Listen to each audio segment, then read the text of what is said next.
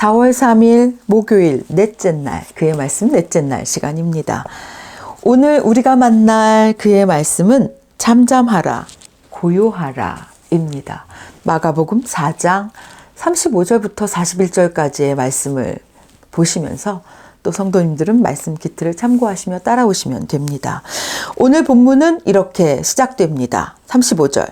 그날 저물 때 제자들에게 이르시되 우리가 저편으로 건너가자 하시니, 그날 저물 때에 라고 정확하게 시점, 시간을 표현하고 있습니다. 하루가 끝나가는 시간이죠.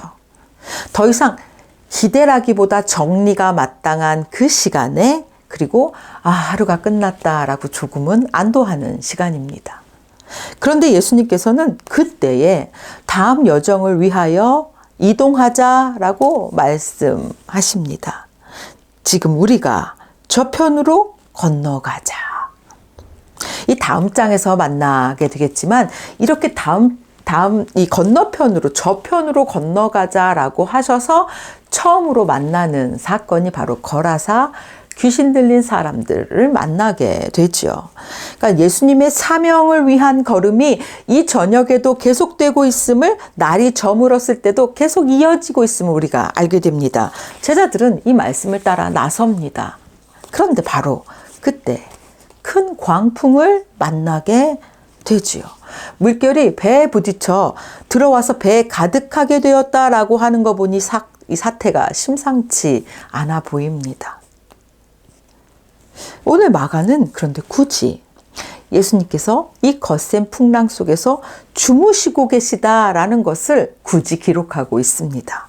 이 보이십니까? 예수님께서 평안하게 잠들어 있는 모습과 제자들이 두려움에 질린 채로 깨어있는 이 대조적인 모습이 그려지십니까?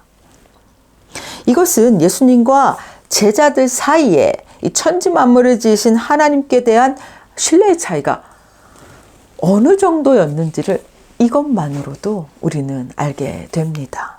예수님께서는 하나님을 온전히 신뢰하심으로 이 광풍 속에서 두려워하지 않고 주무실 수 있었지만, 이 제자들은 하나님의 아들인 예수님과 함께 있음에도 불구하고 물에 빠질까 두려워하고 있습니다.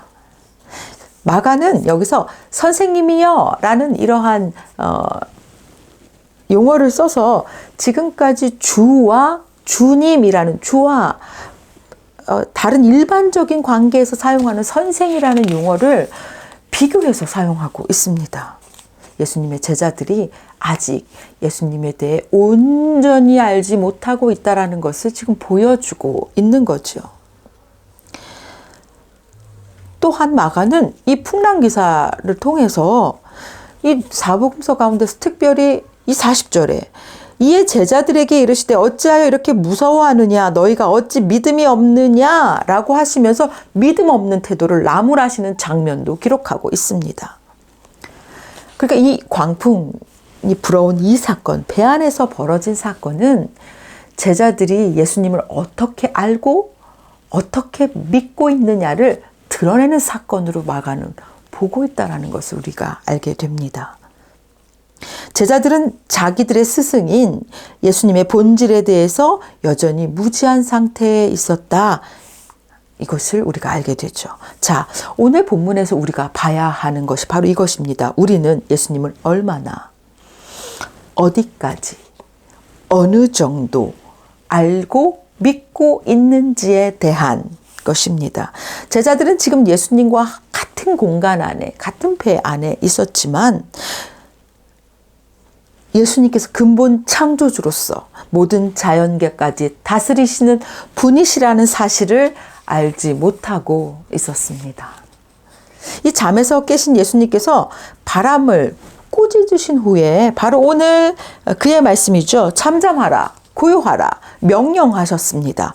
명령은 주종관계에서만 할 수 있습니다. 이 명령의 의미는 예수님께서 바람과 바다를 창조하시고 다스리신 분이심을 명확히 선언하고 있는 거죠. 오늘 들려온 그의 말씀은 우리에게 묻습니다. 잠잠하라, 고요하라. 이 말씀은 우리에게 당신은 예수님을 어떤 분으로 알고 계십니까?를 묻고 있습니다. 그리고 어떤 분으로 알고 믿고 신뢰하고 있습니다. 라는 것을 오늘 우리에게 확인시켜 줍니다. 바람과 바다를 창조하시고 다스리시는 천지의 주관자이신 주님. 그분에 대한 신뢰 속에서 만나는 말씀이 바로 오늘의 그의 말씀입니다.